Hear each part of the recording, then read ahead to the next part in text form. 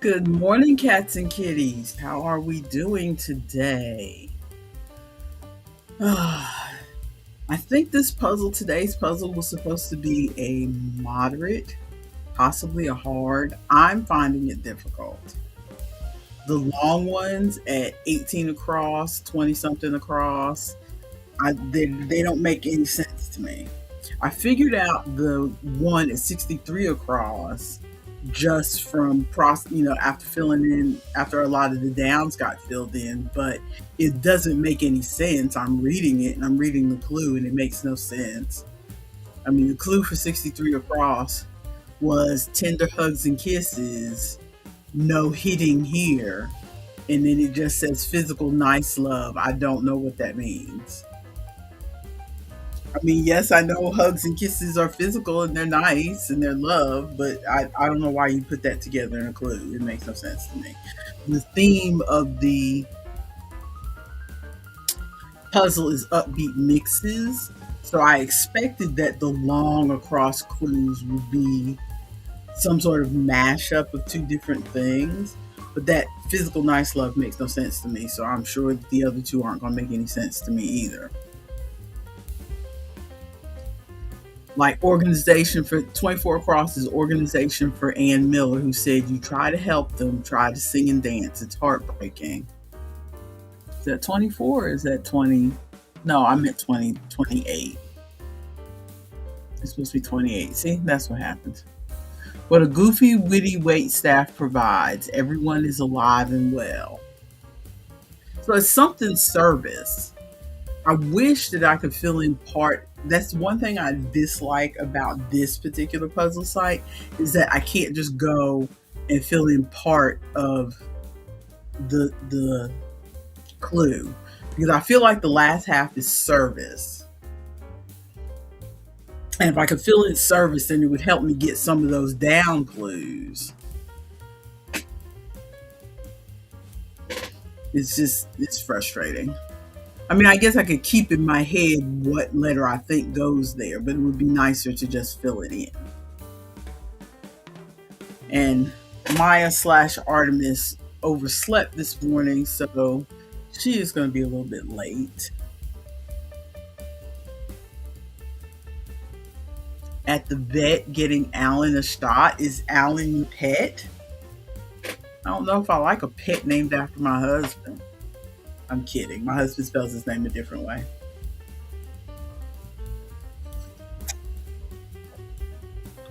But I hope everything goes well at the vet.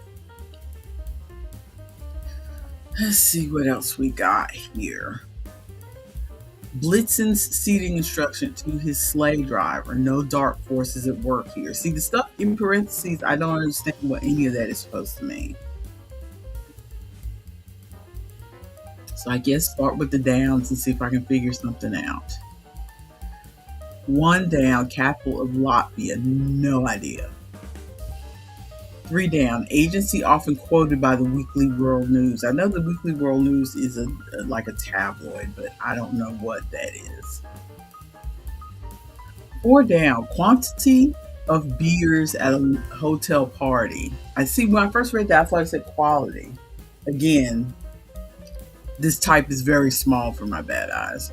Quantity of beers at a hotel party.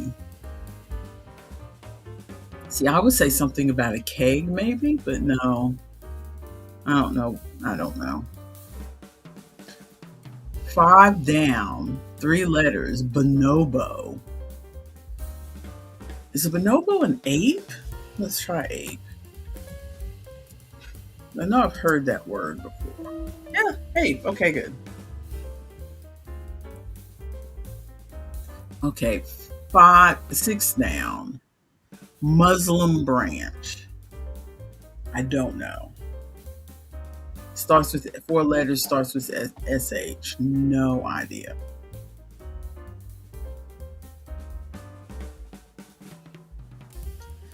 Let's see. Drops in 8 down, drops in the bucket, perhaps. Adds, maybe? If it's a drop in the bucket, then it adds to the water. Let's try that. It's 4 letters starting with AD. Yeah, there we go. Okay, let's see. What's the next one? Oh, all the way down to 19 down. Time to attack in the military, 5 letters. 19 down. H-A-R. No. I was going to say charge, but that's not. No.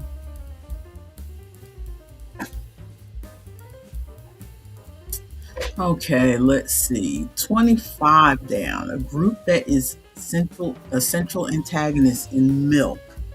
No, Milk is about what that gay rights activist, what was his name? Was it Harvey Milk? But I never saw the movie, so I don't know. So I have no idea. 26 down. Become dispirited, 6 letters. Not a letter in that clue, and I can't figure it out. 27. Some catheters, briefly. No idea. 31 down. Jason Sudeikis to George Wendt. Wasn't Jason Sudeikis in? Maybe I'm thinking of the wrong person. I'm in Ted Lasso. I don't know if George Wendt is in Ted Lasso. I never saw Ted Lasso. 31 down. So I don't know. 33 down. Divisions in both the AL and the NL. So that's American League and National League of what sport though? 33 down. No idea. 34. JR who was shot. Okay, I know that one. That's JR Ewing. Finally a clue that my old self can remember. Who Shot JR was a big thing when I was much younger. Not quite a kid, I think. I think I was already in high school. I can't remember what year that was, but I remember it was a big thing. I remember I used to watch Dallas religiously. I think it was on Friday nights. We lived in the country and we only could pick up 3 channels plus PBS on the UHF. So I watched whatever I could watch. Let's see. So where are we now?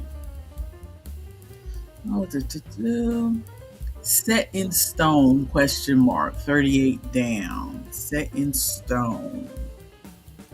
The second letter is a T, 4 letters, set in stone. I don't know. 39 down, Coke product, question mark, 4 letters down.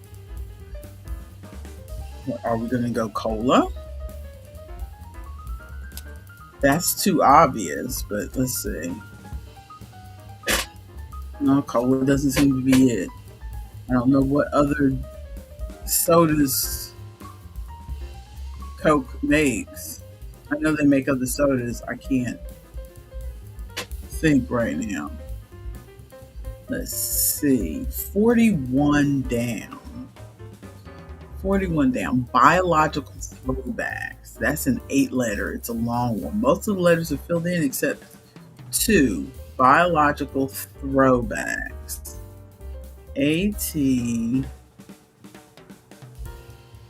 blank blank ISTS. It's at something at biological throwbacks. No idea. 43 down. Unit of daring do. 4 letters starting with an F. Daring do. I think of daring do in those old, pulp novels. Daring do, the hero, an act of daring do. He did something courageous, something adventurous. But I can't fit that into 4 letters starting with F. 45 down. Green Day drummer. 3 letters. No idea. I do not know who the drummer is for Green Day. Okay, where are we? 49 down. Mets Stadium namesake, 4 letters. Ending with TI. No idea. 50 down. See, me doing this puzzle, I thought when I first started putting the puzzle up for us to do, I had in my mind there was somebody else on YouTube who does the New York Times puzzle, and he talks through and does the clues, and it's like, oh, well, this is blah blah blah. It's probably this, and he types it and it's right, and blah blah blah, and he just knows even the ones he doesn't know. He sounds clever when he's talking through the puzzle. Me talking through the crossword puzzle is I don't know, I don't know, I still don't know. 50 down. Biased type. I don't know what that is. Blank blank ALIC. See, I was at biased. I would have said maybe skeptic, but that doesn't fit there. Biased type. I don't know. So that's all the downs. Let's look back at the crosses. Adherent who waves the Ethiopian flag. No idea. 15 across. Freeze as a windshield. Freeze as a windshield. 5 letters. Freeze as a windshield. See, I feel like it's on the tip of my tongue. And then the 18 across is weird. Blitzen seating instruction to his sleigh driver. No dark forces at work here. Something me Santa. It looks like it should be unhand me Santa or something. I don't know. 22. Lucas who plays Ryan White. Oh, is that Lucas Haas? Haas. I have no idea who Lucas Haas is. I've heard that name before. I know he's an actor. I don't know who Ryan White is. So I don't even know what show they're referring to, but it made sense to me. Okay. So something behind. Oh, get behind me, Santa. No dark forces at work here. See, now that one makes sense. What? Get behind me, Santa, instead of get behind me, Satan. See, that one makes sense. Get behind. Get behind me, Santa. There we go. See, now I see what they mean about the mixes, because Santa instead of Satan. I got that. Okay. So I hope you remember it for next week, because we're getting rid of it. It's gone. I was finally making headway. It's gone. Uh-oh. Rude girl. I was finally making headway in the puzzle. It's time to get started. Oh, thank you, Ronald. You're so nice. Yeah, I didn't get the physical nice love one either. Even trying to turn something around in the puzzle, now that I know what kind of mix they meant from the first one, I still can't figure it out. That's me, absolute rudeness. At your service. We were making headway. And now, we're starting the stream. You could have let me have another minute. Nope. We're already late. It's 10:46. It's almost 11 o'clock. It's not almost 11. You exaggerate like your father. 10:46 is basically 11 o'clock. No, it's not. 10:46. That's how I get through my work day. I'll check my watch and I'll be like, oop, 10:46. That means it's basically 11 o'clock, which means I only have so many hours left. You weird girl. Ronald left his meeting. He's finally coming to grips with the fact that he doesn't need to be at meetings. He needs to be here. No, he's in and out of meetings all day, he just said earlier. Now I just need him to realize that they need to rearrange his show schedule so that he can be here on Wednesdays to play games, and we'll be good. Okay. Ooh, I gotta charge my watch. My watch is dead. You and your poor watch. Yeah, I went to check it a minute ago. And I still need to get a new watch band because it's still like eating away at my flesh. Oh, that's not good. Eating away at your flesh eating watch. Nah, it's just because it's a silicone watch band, and when I wash my hand, water gets under it, and the water will stay trapped under the band and just like rub at my wrist, and it's really annoying. So we ready to go? I think so. Ronald's show opens and closes this weekend. Final rehearsal. I forgot what show he said he was doing though. Yes, Ronald, what show are you doing again? Because I also don't remember. I think anytime I don't remember what show Ronald's in, I assume it's Guys and Dolls. I don't know why.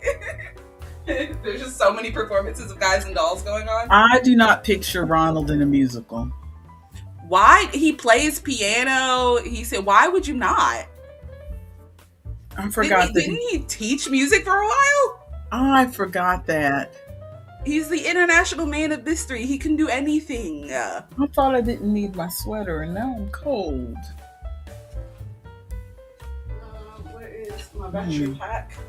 Well, A Christmas Carol. Well, that's why you're only doing one performance. It's December.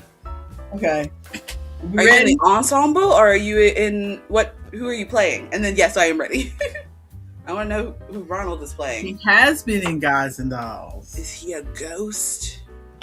Ooh, including Seymour. Ah, looky there. If I was ever in Little Shop of Horrors, I would want to be Audrey too. That feels like the most fun part to play. And then I get to say tough titties. Okay, let's go.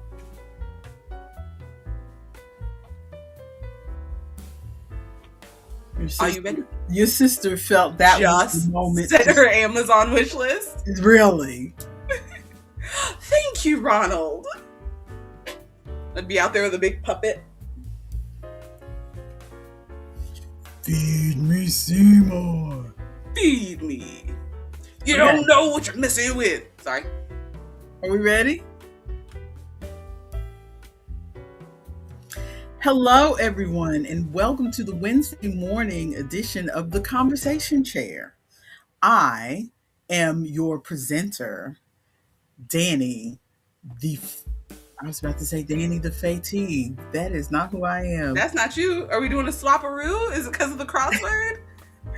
Dani the Lethargic Lass. And here is my co-presenter, my partner in crime, and my wee bairn, Artemis the freaking injured. I cut my fingernails too short and now my thumb hurts. Oh yeah, I do that sometimes. But if you've never been here before, we are just a little chat show. We are here for your body doubling needs. We are here to be your audio ambiance, your background sound. We are here to keep you company while you are doing laundry, while you are washing dishes, while you are taking care of children, or while you are moving into your new home when you find a door that has been papered over by decades of wallpaper. So you peel off the wallpaper, put the paper under the door to push the key out, and slide the paper back. Open the door only to see a man going down a staircase. But then when you go back to see where it leads, there's no man. There's dust on the staircase. There's no footsteps. But you don't believe in ghosts. So what could that have been? Was that your real life? Are you out here tearing down wallpaper? That's not my real life, unless you count the fact that this is the latest book from my favorite time travel author, The Alchemy of Love and Death by Louise Allen. Ooh. And as we were saying, I mentioned this book today because I wanted to bring up the thing. Remember, I said I wasn't sure. There's not much about her online, but I got hints that she's probably in her 70s, and that's why I keep being surprised that Every time she puts out a new book. This new book just dropped 2 weeks ago, and I'm like, oh my goodness! I thought the last book was the last book, and I thought the last book before that was the last book because she's in her 70s, from what I can tell online. What little bit I can tell online. Another hint that she's in her 70s, beside the fact that she has been writing romances back since Mills and Boone, which I don't know what that Mills is. and Boone used to be the British version of Harlequin before Harlequin bought them. Wild. So she had books back on Mills, under the Mills and Boone imprint, but also remember we were talking last week about how another author that I like who writes black sci-fi romance, and she just dropped a new book, but it's been like 3 years since her last one, so I cannot keep up with any of these people because she's not giving us any recap at the end of this book. I can tell that Louise Allen must be old because she writes in the old way. She gave a whole recap. Full recap at the beginning. I mean, she's got a list of characters in the front of the book before you even start reading the book. Nobody does that anymore. But why not? Can you please? Speaking of that, I'm in the middle of, I'm not even in the middle. I'm so close to finishing this book, and then I'm hoping I can finish it and then just give it to you when we come home for Christmas. But I'm so close to finishing this book, but I'm reading, and then a character, because there's 2 different worlds, and so a character, without trying to spoil, a character shows up in one of the worlds, and I'm like, that name sounds familiar, but I don't know their last name. And so I had to fully flip back to the beginning of the book, and I was like, was this their last name? This is that person. It took me a minute. Yeah, she did enough of a recap. It was just like quick. It was like 1 page that recapped everything in the middle of while she's talking to a new person, like somebody from the previous. This is like the start of a new series, but it's an offshoot off of the last series, which was an offshoot of the first series. So like the first series is one woman, and then the next in one house, and then the second series is another woman in a different house in the same town. And now this is a new woman. Do these people ever run into each other? Oh yeah. Okay. Yeah, that's why this woman in the start of the new series ran into the woman from the second series. So the woman from the second series is, oh yeah, you're not imagining. That wasn't a ghost, but you're not imagining things. Here, let's just rope you into the whole thing. Hello, friend. Here's exposition. Yeah. This person did this, and this person did that, and then this happened to them, and this happened to them. So now you're all caught up. So this is why it's happening to you. Love it. So, also, Ronald says about the Christmas Carol, it's the radio play version of A Christmas Carol. So he plays a ton of parts, but his main part is Scrooge's nephew, Fred. Cool. But so, yes, I was surprised that Louise Allen dropped me another book. I mean, if men in their 70s are allowed to ruin the government and they've got energy for that, this woman in her 70s can keep writing books. True. But also, I'm hoping that, because like I said, there's very little information about her online. I'm hoping that maybe she's got a kid. And her kid will continue writing, or her kid will announce. Because, sometimes that happens. Yeah. That happened with... kind of like with, not that he has a kid, but just that he has a whole factory writing books under his name. What's that author? I think his name is John something or whatever. He writes like action, adventure, mystery type books. And it was outed about 10 years ago that he ain't writing all these books. Oh, he's got like ghostwriters or whatever. It's like his name, and he's got like, I remember reading. He's got a whole department of people. Yeah, I remember reading an article, and I can picture in my head. I can't remember how long ago the article was, but I can picture in my head there was like a room, like a typing pool. Everybody's at their own desk, and and this guy is just walking between them, checking this one and going, okay, well, I want that story to go this way, and then he's checking this one. So like he comes up with the outline of we've got a character who's doing this and this and this, and I want it to end like this, and I want it to be a series with 5 books. Here, I'll give this to you. Now you're writing them. And I this, I want don't this, know how and I this is feel about right. it. Yeah, after it was kind of outed 10 years ago, then he finally started putting on his books like, I forget the way they worded it, but it was, instead of it just being John blah blah blah, let's say, I'm gonna say John Black. Ryder. I'm gonna say Black because I can't think of remember Okay. his name. But it's like, instead of saying John Black and making you think all these books are John Black, now it's like under the house of John Black. Okay, yeah. Or from the house of John Because Black. he's not really writing, he's like producing, I guess. Yeah, he's kind of like producing and directing, because Yeah. he writes all the outlines. So I mean, he's involved. He writes all the outlines and says, kind of supervises how he wants the stories to go, but he doesn't. Yeah, because the idea of those poor writers not having their name on anything, like, I'm sure they got paid, obviously, but still. I think after a while there was even some books that were like Danny Sue with John Black, or Danny Sue from the house of John Black, where people were starting to get their names on the books. See, it's bothering me now. To remember what this man's name is? Well, have fun Googling that. My nails are still driving me crazy. I don't know if it's the cold weather or what's going on, but you can see where I cut my thumbnail way too short, and then there's the little bit of skin or whatever, but I also have all these like hangnails that you can't even see because I can't angle the camera. I've got a hangnail on that finger. I've got a hangnail there that you can see. It's driving me crazy. Yeah, I have a bad habit because you know me, it drives me crazy. James Patterson. I looked it up. James Patterson. James Patterson is the guy. James Patterson, wasn't he Twilight? What is this man's name? No, he didn't write Twilight. No, not right Twilight. Wasn't he Edward? What is that actor's name?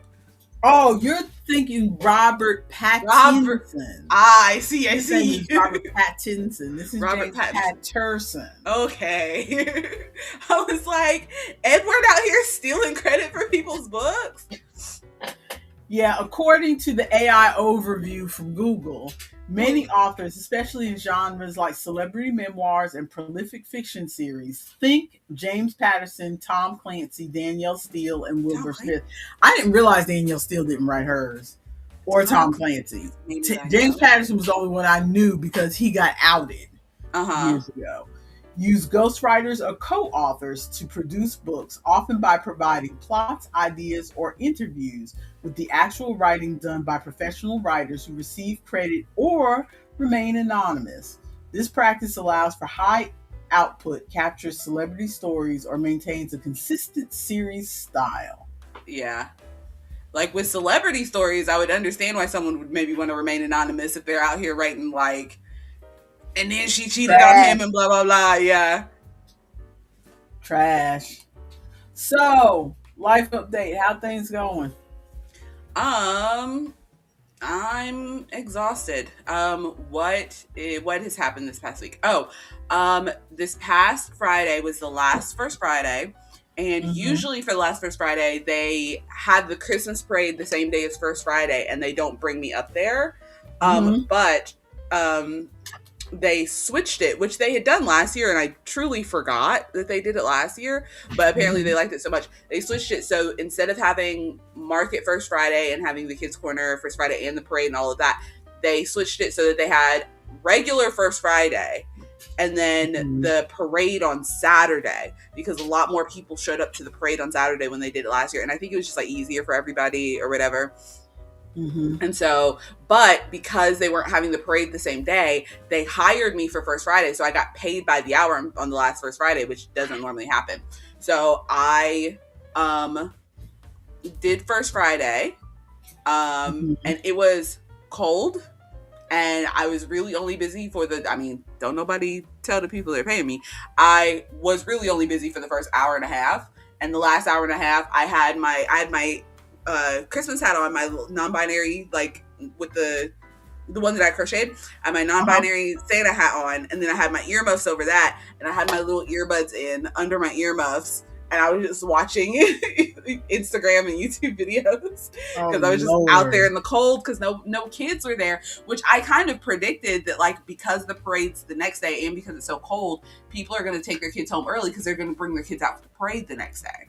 Uh-huh. So I was just out there in the cold for the last hour with no gloves.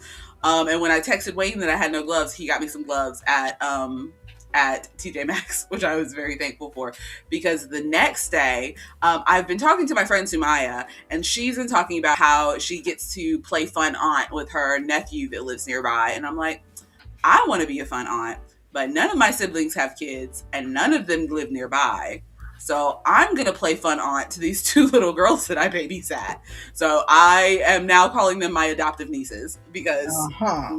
why not? And so, but their mom None wasn't, of you are gonna give your father grandbabies. I mean, one of them might. I'm holding out for Isaac. Fingers No. crossed. I'm holding out for Isaac. Isaac doesn't like children, so no. That's true. Isaac isn't like Actually, me. I'm holding Isaac out for is like me. Sydney. He's annoyed by children. I'm holding out for Sydney. Because Sydney likes kids. I'm holding out for Sydney. Sydney said she's not having kids, which is surprising because she likes kids. That is surprising. But anyway, so their mom wasn't going to be able to take them to the parade because she was working, and their dad, I'm not going to talk about this on stream, so I'll just leave that alone. But so I drove out and picked up the girls and brought them to the parade, and it was fun. Aww. Yeah, it was cute. I went and picked them up, and I was running a little bit late because I got off work late that day. The one day that I get out of work late instead of like right on time.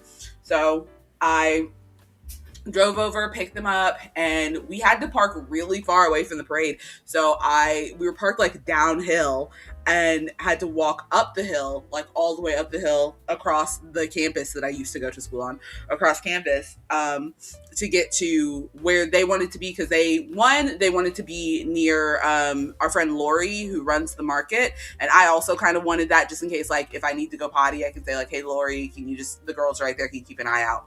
Because I didn't want to, they're 9. I'm not just going to leave them in a crowd of people. But I They're made sure. 9 already? Right.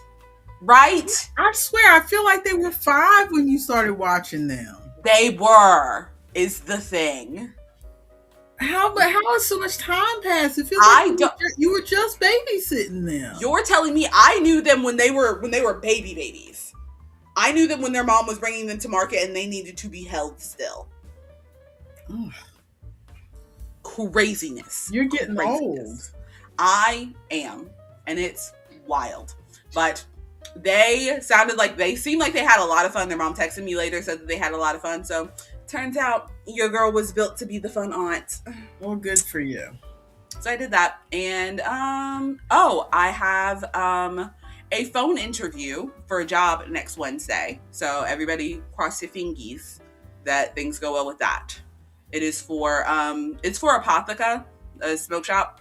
It's the same. What? A smoke shop? Smoke shop, yeah. But it's the same company that I interviewed for before, that they were like, you can't have colored hair. And I'm like, what do you mean I can't have colored hair at the freaking smoke shop? But it's not a big group interview. I'm doing a single interview for one specific location. Mm-hmm. So we'll see. Hopefully it'll go better. And I only have the like washout dye in my hair right now, so I can just wash it out or put on a hat or something. So you can manage without colored hair. Yeah, or I could continue doing the washout dye and just wash it out before I go to work. Yep. But so everybody, fingers crossed that goes well. I also put in a couple more applications. I'm gonna call a couple of those people today and see about that. But that's what's going on with me. What's going on with you? Nothing much, other than I am going to Terry's this weekend. Keep your fingers crossed that we get to go to Luck Factory. It's been months since we went to Luck Factory. What's Luck Factory again? It's the gaming cafe. Oh, yeah. They bill themselves as the North Carolina's largest collection of, I forget what their billing is. It basically means that they have more games in their board game cafe than anybody else. Ooh. which, and I tried to find another board game cafe because I thought if we can't go, um, the thing is that Terry and I could probably go, but that's just the two of us, and it's more fun if we could get some other people to go with us so we can try some of the bigger games. Mm-hmm. You know, because some games are just more fun or work With better more people. if you have at least 3 people. Yeah. And normally when we go over there, when I go over there, you know, for my monthly visit, it's me and Terry and her neighbor, and sometimes her husband will play, like if we're playing, because he likes Llama and he likes Ticket to Ride. So Mm-hmm. there's a couple games that he'll play. But the neighbor has a lot of family things going on, so she can't be very far from her house. So, like, if we're playing at Terry's house, that's fine because she can literally walk across the street if something's going on. Mm-hmm. You know, somebody at her house needs her, she can walk across the street. But Luck Factory is not, it's not like it's hours away from Terry's house, but it's not like down the road. It's not like walking across the street either. Yeah.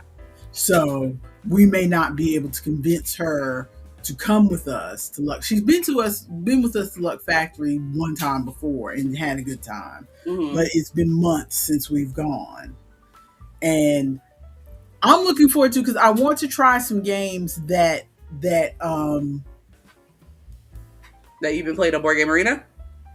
no, not even games that are not on Board Game Arena, but games that I haven't bought, but games that are, there are games that are kind of big that are not even big, but kind of expensive. Mm-hmm. Because you know me, my sweet spot is about $25. Yeah. When it comes to a game, and 25 or less, and games. That's why we own mostly card games. Because that's the price of card games. Because you can get card games for like 15, 18, that kind of. But I want to play stuff that like has a board or, you know, tile laying pieces and things like that. And I usually can't get those unless they're on sale. Like Seven Wonders Architect, I think would be a good game for our group. But I want us to at least try it once. I've played it on Board Game Arena. I want us to at least try it once. Because you don't want to pay for this game and then nobody like it. Seven Wonders Architect is just about $45. Ooh. And I mean, I've heard it's got nice components and everything, but I want to see it for myself and have us play it and see if our group likes it before I buy it, because they're really the only people that I get to play with. Yeah. You know, so, but I thought, well, let's go to, maybe if she can't come, maybe me and Isaac and Chloe can one day take, the problem is that none of us drive. We would have to take a lift. A lift to the board game cafe is $50 one way. And that's the low end if you do the wait and see ride. If you do a regular ride, it's more like 60 or 70 one way. I mean, but if you split it between 3 people, but still that doesn't make it because like the board game cafe, you pay $8 plus tax and you can stay from open till close and play as many games as you want. So it's a very economical, to me, way to spend the Saturday night. But not if we gotta pay $50 there and $50 back. How much are we looking to get there? So that would be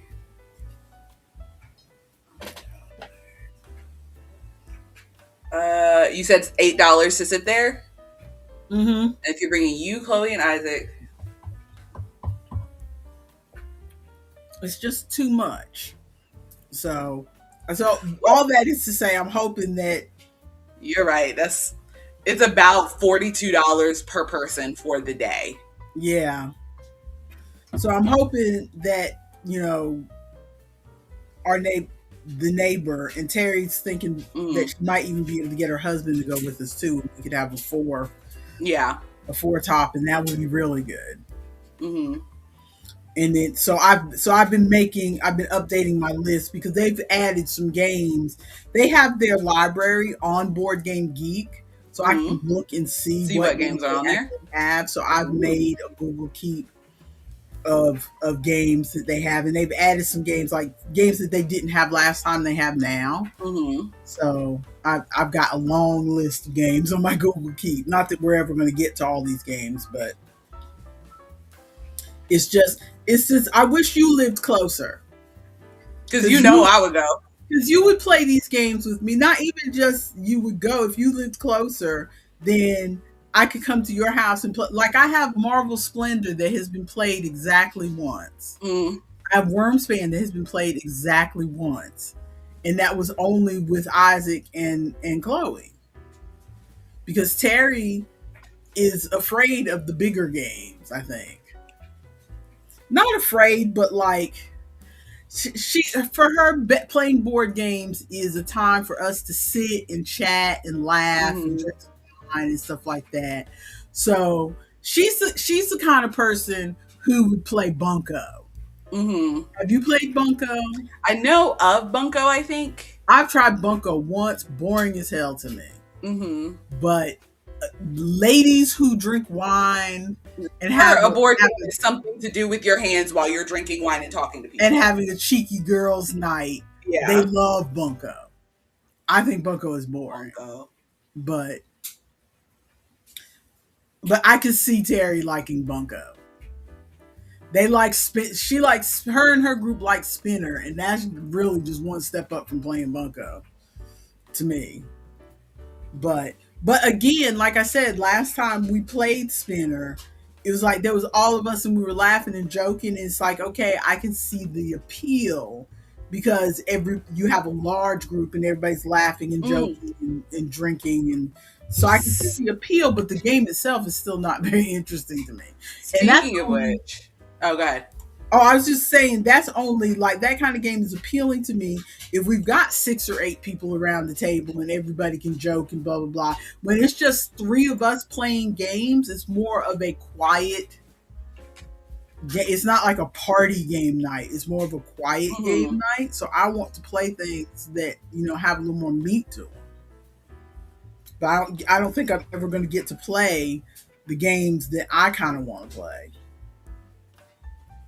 But speaking of which, did you don't follow my father on Instagram, do you? What? No, wait. Do you guys follow each other on Instagram? Yeah, I do follow him on Instagram. But Ronald said a romance with dust. That book is barely a romance. Oh, because a mystery. So Papa posted pictures and video from our vacation because it came up on my Instagram feed. Papa posted pictures and video. I follow him on Instagram, but I rarely open my Instagram. You know when I open my Instagram? When I'm flicking through something and I see an article that says famous person blah blah blah posted her bikini pics on her Instagram, and I was like, okay, let me see what this 70-year-old looks like in a bikini, and I'll click through, and that's when I open my Instagram. So he posted, and I was not aware because I have not gone back to look at the Google Drive in a while to see if he put all of his stuff in the Google Drive, because I look and I saw but I need to go. Oh, I need to call him. But so because he got pictures and videos that we didn't get, but he posted stuff. I'm gonna share. Remember, first of all, there's this picture that we still need to edit Sydney into. But remember when we were all like, we had basically the entire group hanging out at the table playing Heads Up? Yeah. He posted a video of us playing Heads Up. I'm gonna play it. Let me know. The audio should be on, so you should be able to hear it. Oh, hello, audio? Yes. Oh, we're halfway there. Oh, living on the prayer. Yes, you were singing that song that day. Hold on to that feeling. Street. Yes.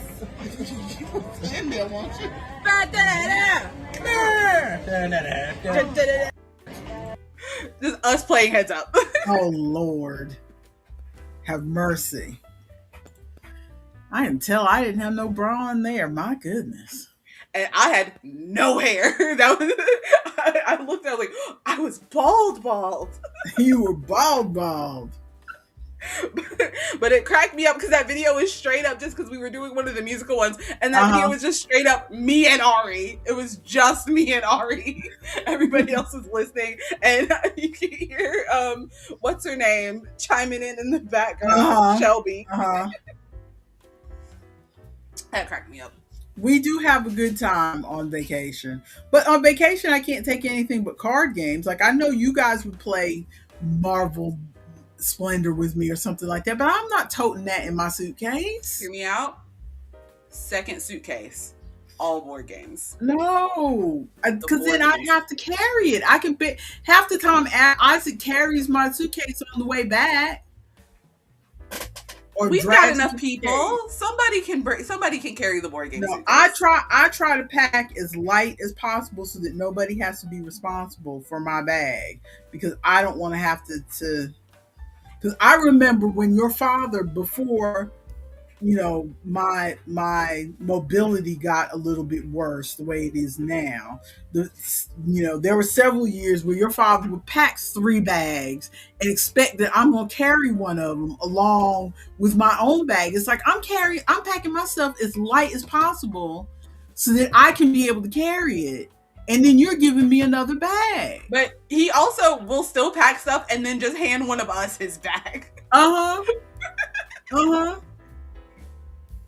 I know why I think I know why he does it, because in his mind, he's packing all that stuff that y'all are going to ask him for. So he feels like medicine and sunscreen and yeah, he feels like y'all should help carry the bag because y'all are going to ask him for this stuff later, or he's going to push it on you like the floaties when we go out to the water. All right, so that's enough for life update. Are we ready to go into our yarny crafty thoughts? We can. I won't have anything. Well, neither one of us have anything. Oh, my tummy hurts too. Oh.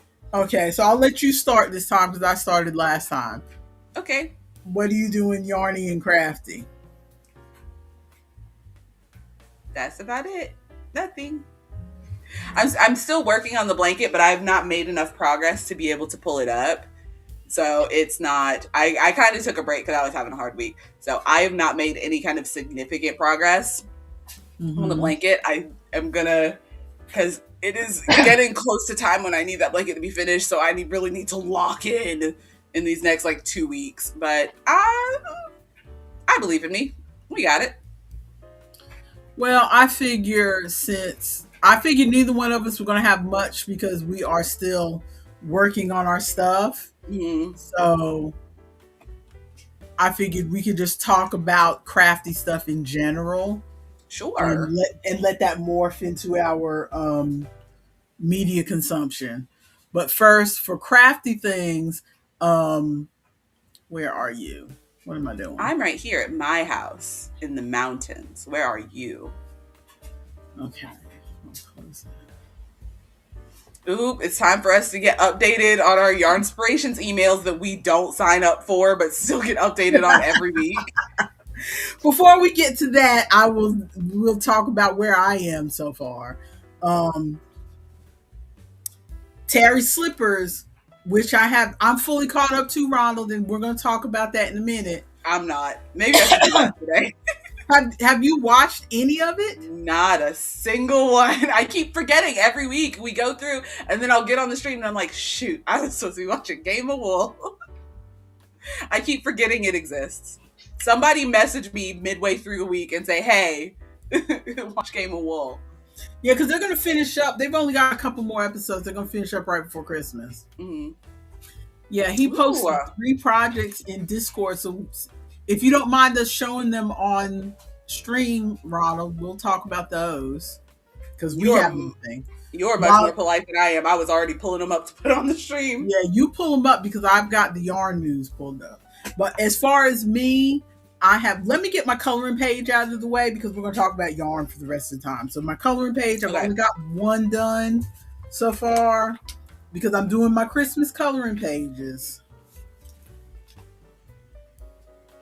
And I've only got 1 done out of my best color by number 2023.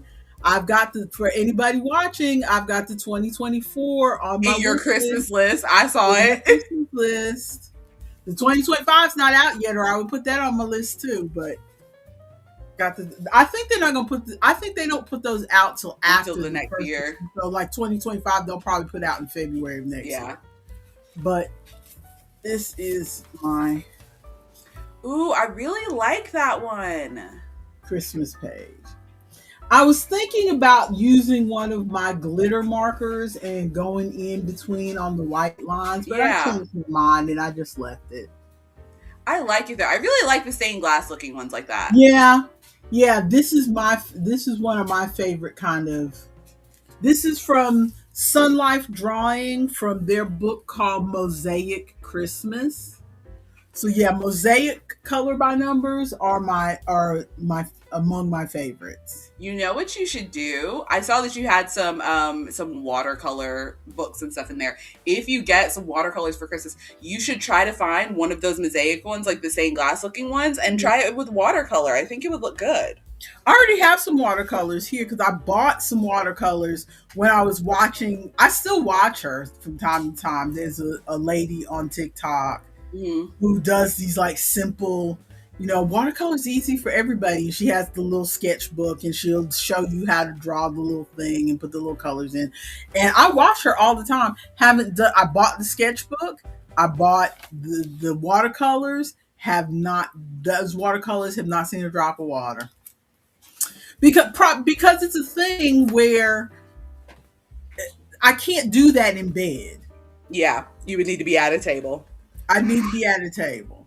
That's why I haven't done any paint by number. I like paint by number too, but I'd have to be at a table.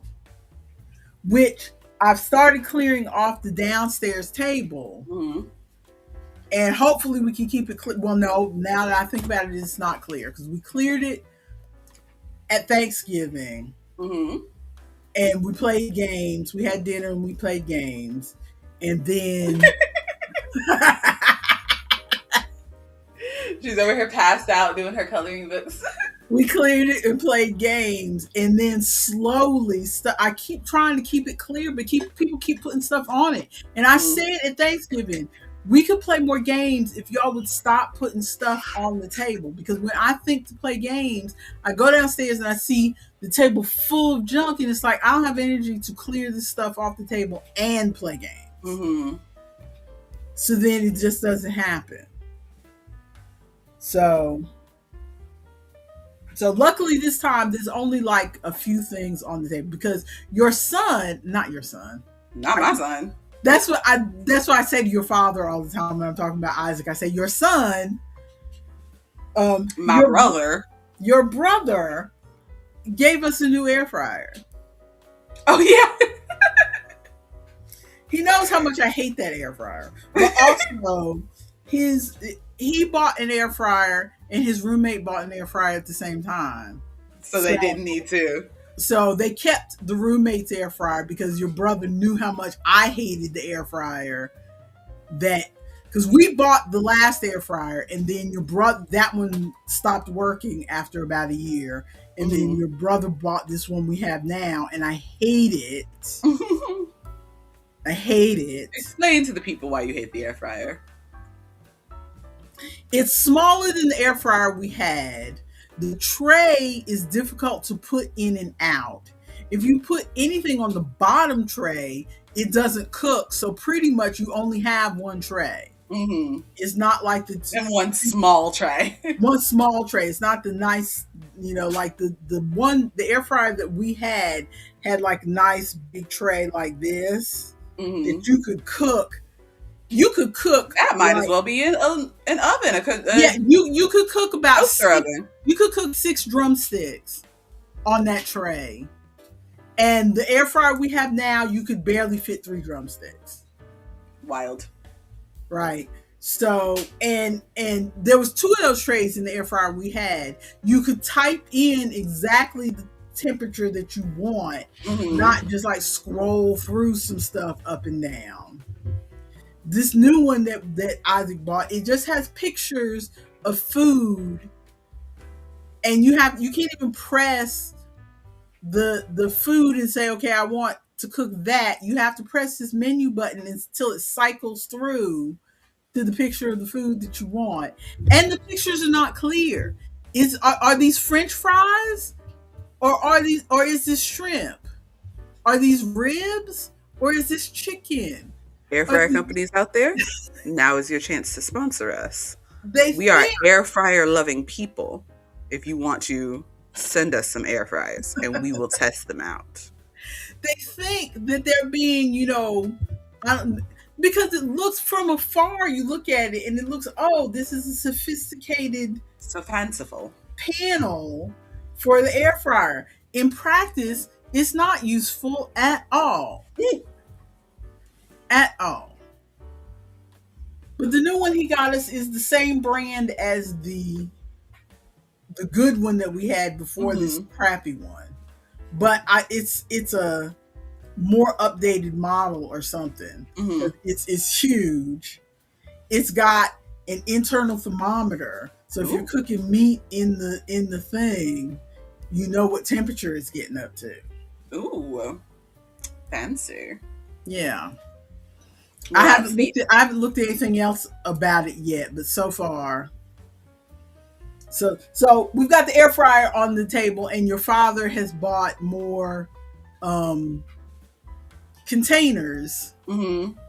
And I said, "Are you addicted to buying containers?" He said, "Well, every time I look for a container to take my lunch, I can't find a lid." I went out there and I matched up all the lids and all the containers, and when we washed them, I have a spot where you put them, and everybody's been putting them back. And he says, "No, yes, they're there, they're there," because I put them there. But he has nothing to say about that. He just wants to buy more containers. He just likes buying containers. He has been addicted to buying kitchenware stuff since your grandmother died. He started buying, and I don't know why, because his mother didn't buy a bunch of kitchen stuff for us. So she used the same containers that she would use, the butter container to put stuff in, and all the same, just reuse the same containers over and over and over. So I don't know where he got this obsession to buy containers, but he buys serving spoons and silverware, and whenever he's out, he buys new frying pans.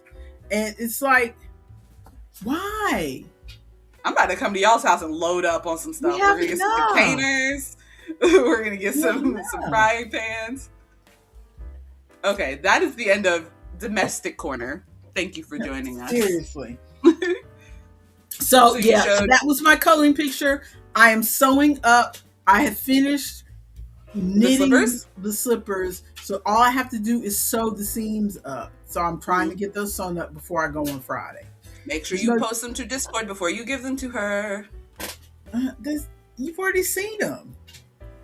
We've seen them open. I want to see the finished pair. Okay, I'll try to remember. I am working right now as we are talking on the blanket because your father is on. Yeah, I can see you working on it.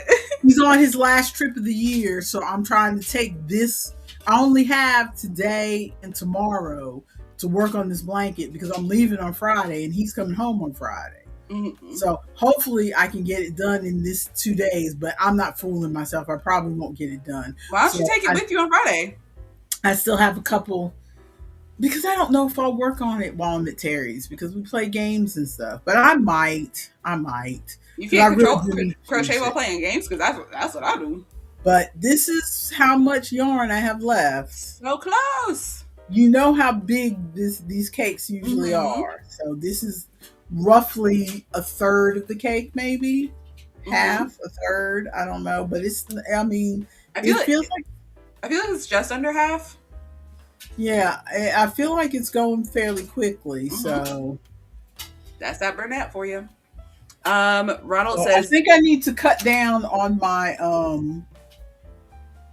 Ronald says, are these the knitted felted slippers that are the subject of so much controversy right now? No, I don't know what slippers you're talking about. But you guys are in the same algorithm. Due to the person who made an imitation pattern but in crochet, and then the original knit designer had it taken down even though it was a completely different craft. Oh my goodness, I missed that in the algorithm. That's wild because okay. I would understand if somebody knit something and then somebody like figured out, oh, I think I can re-knit that same thing, let me figure it out, and then also posted that pattern. That's one thing. But somebody knitting something and then you figuring out how to do that in crochet is completely different. I have seen look different. Cause like one of my go-to baby shower patterns is the 5-hour baby sweater. Mm-hmm. You've seen me make several of those. Yes. And somebody made a crochet version and nobody took that down. Although that was a very old pattern where nobody knew who the original designer was. So that's probably part of that. But I've also seen the beekeeper quilt, which was very popular in the early 2000s online knit community.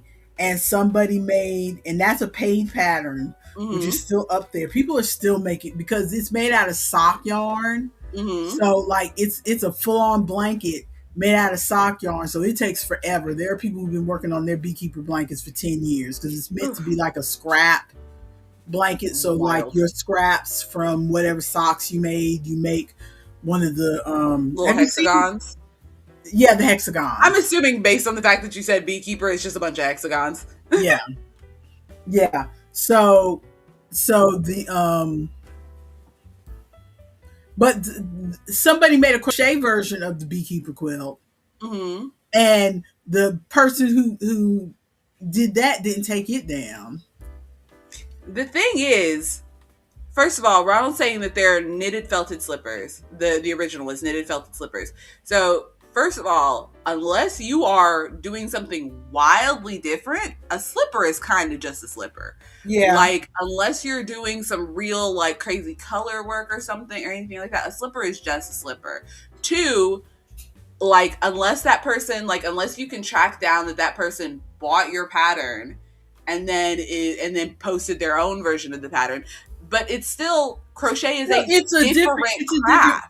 It's a different craft, though. I don't understand how they can do a copyright strike if it is a different craft. Man, those stripes are worth copyright, I guess. Ronald said it had stripes. If it is a different craft. It's truly, I think we are we're on the side of that person should not have gotten a copyright strike. Because it's just because I know people that know how to crochet that don't know how to knit. They would not be able to make that first one. Like, why would you're forcing people to learn a craft to be able to do a thing when you could make a similar thing? I don't like it. I don't like it. Are you researching it? Yeah, I want to see what these slippers look like. I'm trying to find the slippers because I'm trying to see what they look like. Ronald, if you have the time, if you can post it in the Discord, we can one of us can pull it up. Speaking of which, while you're looking that up, Ronald's bags, he made 3 more granny square bags. And of course, they look cute as usual. They look so professional. Even your like pictures of them, they look so professional. I really like this one. I think this is my favorite out of all of them. Very nice. It looks so good. Ronald says, yes, the crochet lady says she doesn't know how to knit and never has. So it's a very bizarre. That's what I'm saying.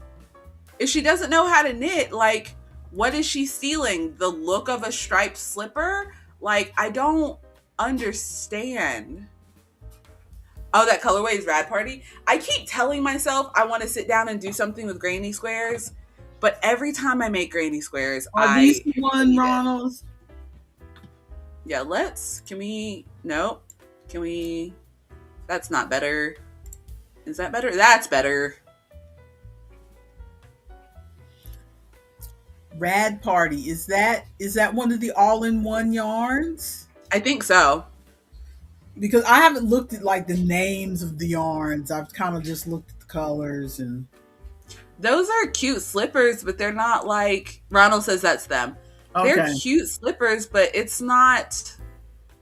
You're not innovating on the slipper.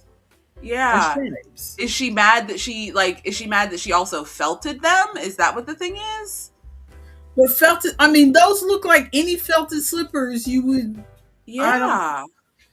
I don't understand. And that construction looks real easy. I bet you give Uh-huh. me a week, I can make those also. I'm not knitting them, but I could crochet them because you make one piece across the top, make another stripe piece to go around your ankle, and then edge it in a different color for the little edge where your foot goes. Like, I can make those. Yeah. It doesn't look terribly. Yeah, I don't like it. I don't like it. I don't like the vibes. The slippers look good, but not worth. Yeah, the slippers are cute, but not enough to have a fight over. Exactly. Ronald says, yes, the lady in the video I watched, she did make them, and she was like, this is extremely basic. That's what I'm saying.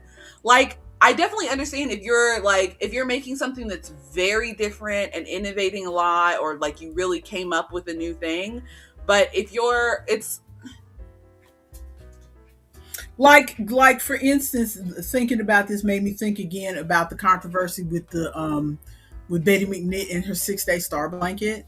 Everybody was like, oh, how could she copyright that? There's so many star blankets out there. But the thing is, every star blanket when I was looking for star blankets, when they started talking about that, every star blanket I saw just did single crochet all the way around or double crochet all the way around. They didn't do like alternating stitch patterns to give you that interesting look. Yeah. They just did the same thing all the way around. So hers was different. The thing that she is copywriting is the stitch patterns that she is using. Like, if you put them in this order, this is what I'm saying. It's mine. The combination of her copyright is my combination of these stitch patterns. I mean, yes, you probably could have come up with it yourself, but you didn't. And everybody else, all the other patterns that are already out there for free or whatever are just plain. So hers was different. Yeah, Whereas these slippers are just plain. Yeah, like if she could point to if she could point to something that she was like, no, this is the thing that I'm copywriting. But the fact that one, they're plain slippers that I'm sure somebody has made some slippers that look exactly like that before. I'm sure if I go to Ravelry, I could find some slippers that look exactly like that. Two, it's a completely different craft. That's the part that is getting me, is it's not even the same craft. Because there's so many. I'm also thinking about the baby blanket that I forget what they call it, but it's one that during the early seasons of Call the Midwife, all the babies would have this blanket on their bed, and I think it was a knit pattern. But somebody also made a crochet version of the same pattern, and nobody made a fuss about that either. It's like, because it's different. The knitters are going to buy the knit pattern, and the people who want to crochet are going to buy the crochet pattern. I saw it, Ronald. I was about to call it out. Ronald says, I put a link to the video I watched in Discord. I know we have the same algorithm, so you'll no doubt want to watch it. I might watch it. I will want to watch it. Because, like, what? That's like if somebody was welding a statue and then somebody did a glass blown similar statue and is like, no, you can't copy me. Like, exactly. I just hope the video's not by those two women who do, I forget what they're called, but I tried watching them a couple times. They basically react to drama online. Drama in different communities, but the few times they've tried to do drama in the knitting and crochet communities, neither one of them knit or crochet, so they don't know what they're talking about. And I tried to listen to them because they're there's nothing wrong with them as people, but I tried to listen to them, and then it just kind of crawls up my back as soon as they say something. Know what they're talking about. Yeah, as soon as they say something that indicates they don't know what they're talking about, it's one of those times where I understand how trolls get started sometimes because it makes you want to jump through the screen and go, "You've got it wrong. You got it wrong." No, to everybody out there, we are now your new knitting and crochet controversy people. Send us all of the drama so we can talk about it. Oh, it's ridiculous. No, this one's by a single person. Their name is Tina, but I think their company is Made with April. Okay. Yeah. Cool. She looks familiar, but I'm not sure that I've actually watched any of her videos. Okay, other yarny, crafty thoughts before we move on to Game of Wool. I am thinking about doing a Granny Square challenge in 2026. Not that I have time to do that, but... What do you mean Granny Square challenge? What you mean? I just have the urge. What are we about to do? I just have the urge to... I don't even have anything formulated. I'm just like, I'm sure I can go online and find somebody who's starting up some sort of Granny Square challenge, who's going to point me to a new pattern every week and say, okay, this week we're making this square. Mm-hmm. This week we're making this square. I feel the need to try one of those again. I mean, have fun. Just to use up some of this yarn. Yeah. On my face. But also in yarn news. Oh yeah, pull that email back up. So we can update ourselves on our Yarnspirations newsletter that we're not subscribed to. Bernat has a new yarn called Bernat Homebody. What is it? Let me see. It looks soft and squishy. It does. I wonder if it's as rough as normal Bernat. It is a size 6. So normal Bernat's a size 5, and this is a size 6? Yep. That's going to be expensive. It says Bernat Homebody is an ultra plush yarn. See, they say plush, which makes me think it's going to be plush like this that I'm using right now. But when you look in the picture, it doesn't look like chenille like what I'm using now. Yeah. I feel like it's squishy. It's hard to see. Like, I feel like it's the kind of thing that you really just need to be in person and touch it. Yeah. Ronald says, oh, by the way, the Bernat Granny... Let's try this again. I have reading literacy. Oh, by the way, the Bernat Blanket Granny all-in-one is now in person at Michael's. I've seen it like 5 times at 3 different Michael's. Ooh. I need to not go to my Michael's because I don't have the money to spend on that right now, and all of my money will go. And see, they've got a cardigan. They've got it made in a cardigan. I love that cardigan. I want to make myself a cardigan in 2026. Me too. Because everybody makes fun of my black cardigan that your father bought me. It must be 5 Christmases ago at this point. But like, it started falling apart before we got 2 months away from the first Christmas. Ooh. The pockets started falling apart. It's got little strings on it. It's like, but it's so cozy. Cardigan crochet along. It's so cozy and comfy. So I want something squishy like that. I don't want like a stiff cardigan because this is made out of a yarn that's just like, it just drapes. It's just, yeah. You know what I mean? No, I know exactly what you mean because that's the kind of cardigan that I want too. Because I don't want like, I love a chunky sweater, but I don't want a chunky sweater. I want a cardigan. I want a like flowy, like hang down. I want a cardigan. Ooh. Okay. Also, what I had saved here. Pull it up and I'll pull it back.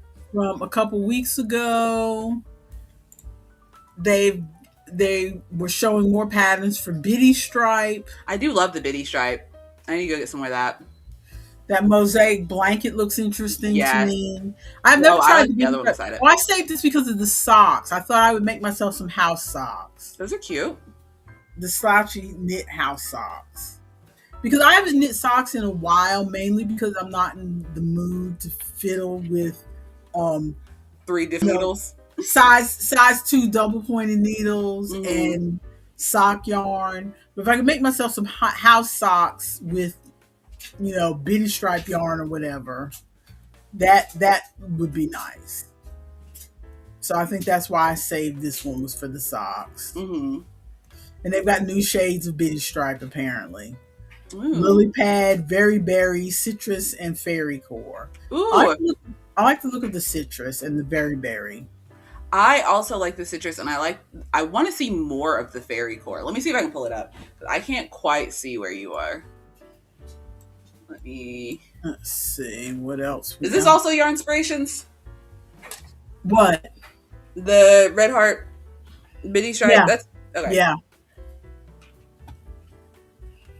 Yeah, that's your inspirations. Let's see. Your inspirations owns everybody, don't you know? I mean, I should have assumed. Let me get your emails out of here. Let me know when to pull it back up. What I want, Branch. Okay. Oh, yeah. They've got a pair of slippers here that I was thinking about making. Ooh. Let me pull it back in. Hello? There we go. Merry Friends Miss Gifts. I mean, don't make those slippers unless you want to be copyright stricken. I didn't realize till just now that those slippers look very similar to. Because slippers are slippers. They all look the same. Yeah, slippers are slippers. So, let's see if I can pull up the slippers bigger. But I have, because that yarn that I showed you last week, that Terry bought me from the reclaim shop or whatever. I thought I could make some slippers out of that, maybe. Breakfast cookies. Wade made some chocolate chip cookies last night, and I didn't eat them all. He warmed up 3 cookies for me. Lovely. Breakfast cookies. Lovely. Let me see if I can find this bitty stripe. Where are you? Where are you? There it is. Yeah, these are crochet chunky slippers. They're not. I also have been thinking about making slippers. While we're talking about slippers, I got really mad at ooh, those look like they'd be fairly easy to make though. Ronald says I kind of want to get on that email. Mother, how does Ronald sign up for the Yarnspirations emails that you are showing to us every week? Yeah, these slippers don't come up as high as the disputed felted ones we just looked at, but I thought it might be a way to use up that yarn that I've got. Mm-hmm. The only thing, and you could make them come up higher if you wanted to. Yeah, the only thing is that these slippers, come on, I'm just trying to get you to slide down. Why are you being such a hard technology? Oh no, Ronald's about to go to his meeting. Have fun at your meeting. You should hijack the whole meeting talking about the slipper controversy. The only thing about these slippers is that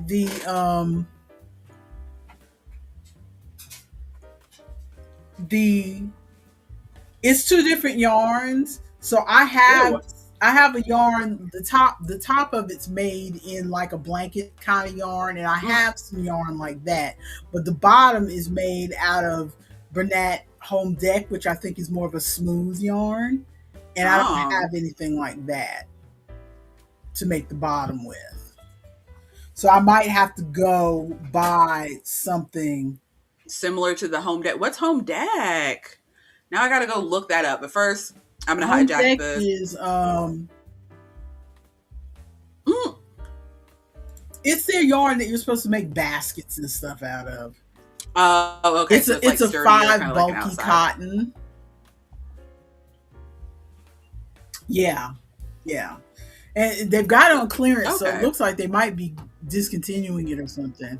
But and I don't like working that much with cotton anyway. I was thinking maybe that new Red Heart. What was that? That new Red Heart bulky that we were looking at that I thought was interesting. Mm-hmm. Simply something. I thought that would. I'm gonna hijack the screen. You do that. This is the Fairy Core. Is that what it's called? Yeah, this is the Fairy Core one. Ronald said the I was meeting is trying to get just a him and better his picture of it. meeting is just him and his boss, so he cannot dip. Mm. That's the No, I was fairy telling core. him to hijack the whole conversation with the slippers. But Oh, yes, this is the fairy core. I like it. This is very yeah, cute. that's nice. I haven't tried any bitty stripes. That's a thing that I want to get to at some point. I think that's going to have to be the latter half of 2026. If I can Mm-hmm. use the first half of 2026 in using up a lot of this yarn that I have so that I can feel more justified In buying more in yarn. buying more yarn, because there's yarns that I want to try. That's part of why I lose my interest, I think, in doing projects, is because part of what gets people excited is the new yarn, I think. Yeah. This is the very berry, which I really like. I like that too, yeah.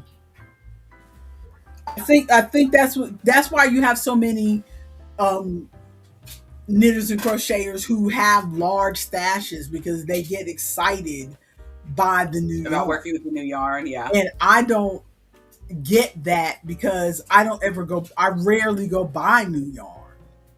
So, like, even that yarn that Terry brought me from the reclaim shop, that's not terribly exciting to me because you saw the condition it was in. It's leftovers Yeah. from somebody's house. Everything that I have, the majority of what I have is leftovers from somebody's house. Mm-hmm. I have some yarn that I bought for specific projects, like the sparkly yarn for my Hug Me Tight that I'm gonna wear, and my I've decided, by the way, that instead of calling them shrugs, I'm gonna call them Hug Me Tights, because that's what they used to call them in the early 20th century. Okay. So I'm gonna call them Hug Me Tights now. I don't know how I feel about it. Maybe it'll grow on me. But yeah, so like, except for a couple yarns that I bought specifically, I bought new yarn for the Avatar blankets, but again, that's just red heart. There's nothing fancy about Mm-hmm. that. I bought the sparkly yarn for my Hug Me Tight, and that's almost done. I bought this yarn for this blanket, and it's almost done. But I don't really have a lot of exciting yarns that make me want to go, ooh, I want to Mm-hmm. make something with that. Like, I had Lime Brand homespun. I made your sister a scarf out of that years ago, and I loved the whole time I was working with that yarn. I was like, oh, I love that yarn. Oh, Mm-hmm. that feels so nice. Oh, I'm enjoying every stitch I'm making with that. As That's opposed how to, I feel working with Red Heart Super Saver Favorite Stripe, because I truly just love the colorway of that yarn. And so every time I'm working with it, I'm like, ooh, I just reached the green. Ooh, I just reached the blue. Ooh, we're going back to purple. Like every time.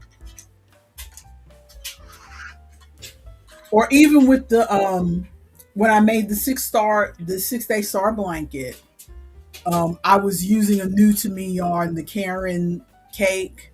Mm-hmm. And the whole time I was using that, it's a very nice, because it's acrylic, but it has some wool in it, so it has some squishiness to it. It was just very pleasant to work with, and the colors are very bright. So it's in a basket, peeking out of the corner of my bed now, waiting for me to finish it.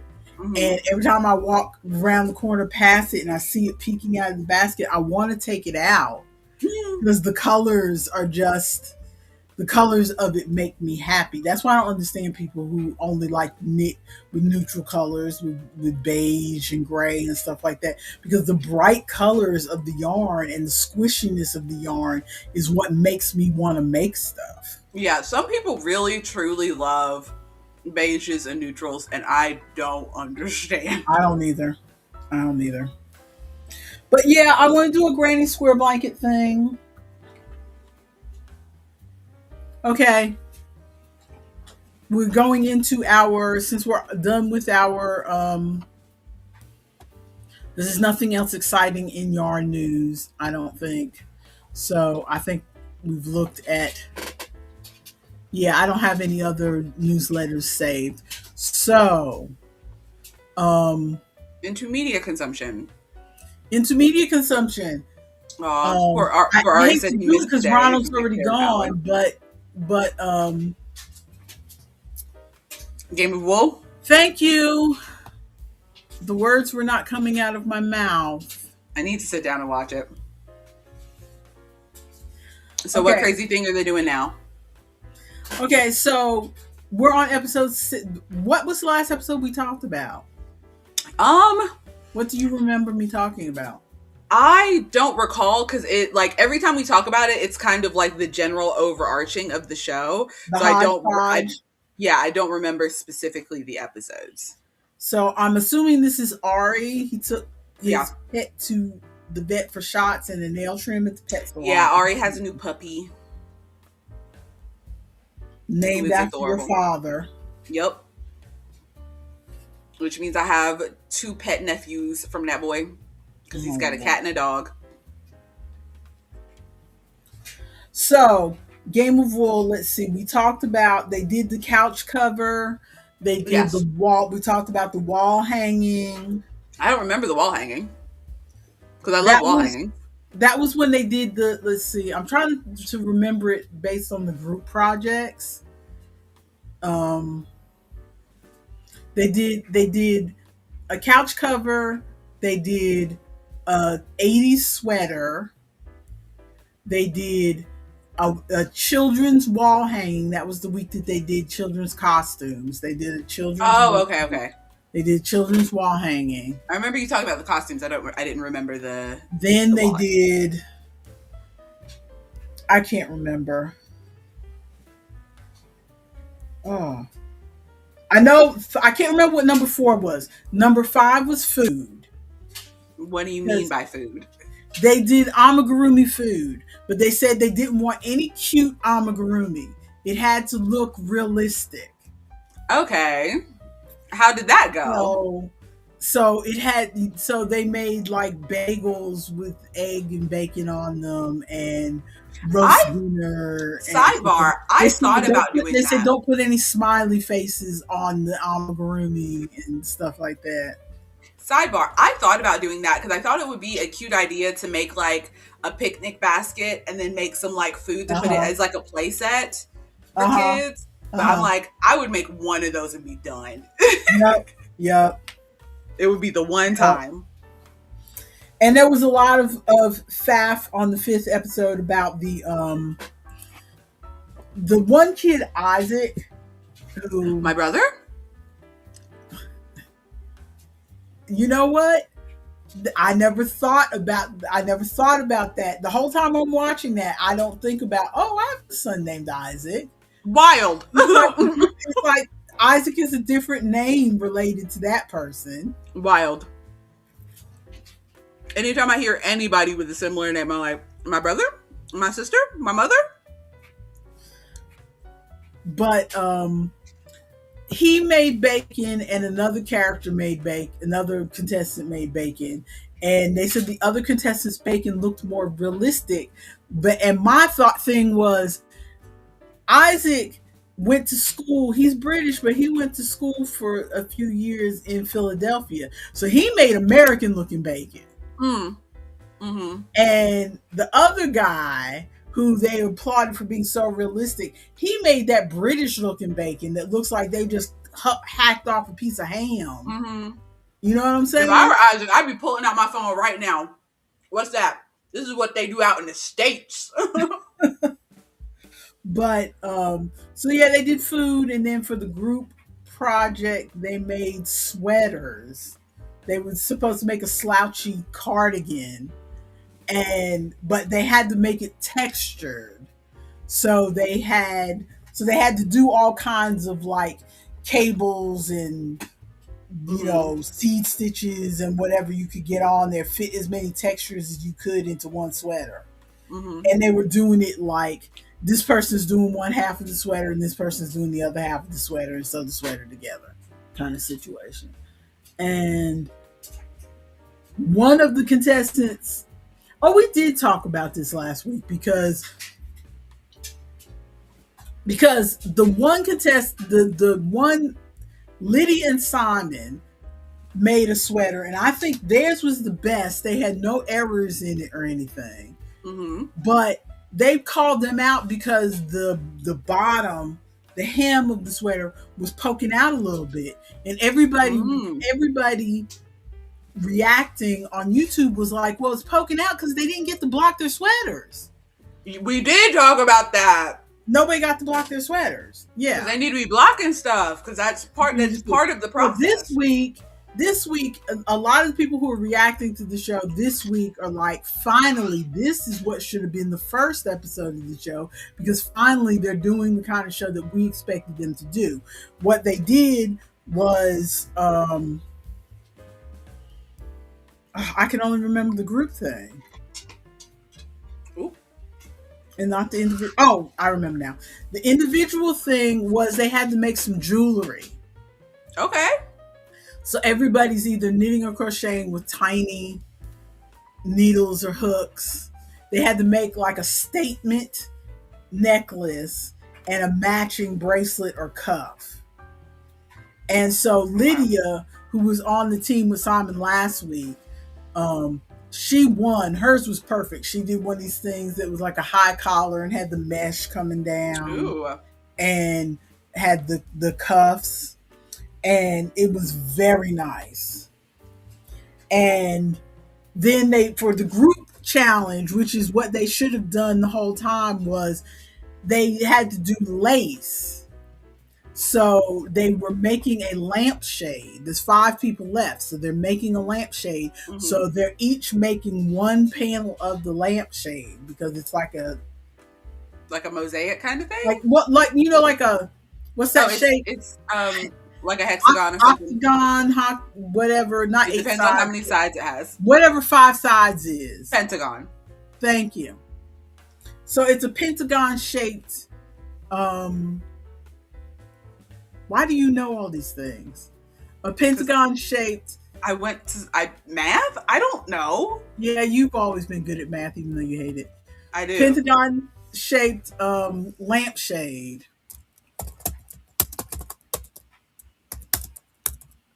And so they each had to do a panel. So basically they're all doing the same, and I can't find a picture of it. Why is it not on here? This is making me mad. We'll never know. They all had to do the same. They're all following the same pattern of lace. They have a chart of lace. And so they all have to do the same pattern, and each one's so it looks cohesive. Okay. Yeah, so it's all cohesive. And Isaac, he loved that, because he said, I work best when I have a defined idea of a defined direction of what to do. Yeah. And so this chart is perfect for me. And he ended up winning the group challenge, because even though they were all doing a piece of the same project, they're still being judged individually. And his lace panel was like perfect. Because even though he's never knit lace before, he says, I can follow a pattern. I can follow a chart. This is, give me a chart. This works for me. And so he did really well. But that's all I really wanted to say about the Game of Wool this week, is that, because I don't want to give away too much just in case somebody's going to go on YouTube and watch it. I'm going to go on YouTube and watch it eventually. But this is what they should have done to begin with. Have all of them, if you're trying to figure out who is the best stitcher or the best knitter or whatever, have them all just do the same thing and figure out who does it better. Yeah, have them all do the same thing and judge. And this worked because they were able to project the lace up on a screen so that everybody could look up close and go, okay, on this panel, and it's like judged blind, so they don't know who knit what panel. Yeah. But they're like, this one, they went off. You can tell that they lost count because it veered off, because it's like a lot of them messed up during this middle column. Mm-hmm. that they're supposed to be, and it kind of veered off to the side or whatever. But Yeah. that's what they should have been doing to begin Yeah, with. I agree with that because knitting and crocheting versus designing knit and crochet pieces are two totally Mm-hmm. different things. Because like, Totally different skills. I think you can be a very good knitter and not design a darn yeah, thing, because it's absolutely. about whether you can follow the pattern and whether you can, pick up where find your mistakes and Yeah. correct them and what have you. Hmm. Yeah. So Versus that's designing, that's a whole different ball designing is game. a whole different skill. Hmm. Designing is a whole different skill. Okay, so what else in our media consumption? What you been watching? I'm still finishing. I'm finishing Golden Girls. I'm still in the last season, but like I said, I'm not just like listening to the audio anymore. I'm actually sitting and watching the episodes, so it's taking a little bit longer. These later seasons are still so wild. So Rose, so all of their well, except for Dorothy, all of their original husbands are dead. And so Rose meets this guy named Miles and falls in love with him. Everything's good. And then we find out Miles is actually in the witness protection program. Miles, who we thought was a college professor, actually used to be a lawyer in New York until he upset somebody called the Cheese Man. And so the Cheese Oh, Man is out. He's out of jail. And so Miles now has to leave again because the Cheese Man's freaking after him. And so he leaves. Rose is like, oh, poo-poo, so sad. And he's like, you can't tell anybody where I am. You can't tell anybody anything about me. I love you. I miss you. I'm so sorry about all this. So he leaves. Rose is like trying to date other people, blah, blah, blah. And then she starts dating this other person who seems like kind of okay. All of a sudden, Miles shows back up. He's been living in an Amish community with a big fake beard and doing barn raisings, I guess.